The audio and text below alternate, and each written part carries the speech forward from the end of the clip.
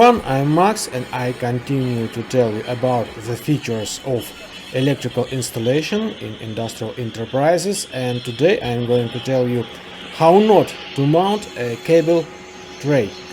In this video I want to draw your attention to this design. This is a small control post for turning on outdoor lighting, and a cable is connected to it in such a cable box or tray.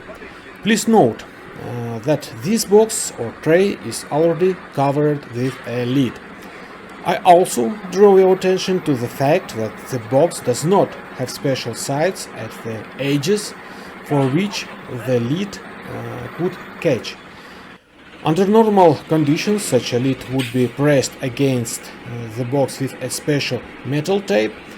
Here you can see that small nylon ties were used, which are designed for completely different purposes, but nevertheless the whole structure is based on them.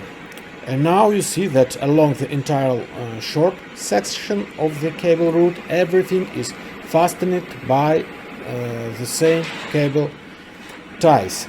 It all looks pretty ugly, I suppose, and you can see that the outlet of the cable box is framed by a piece of cable insulation from some kind of grounding conductor, despite the fact that there are special types of frames exist.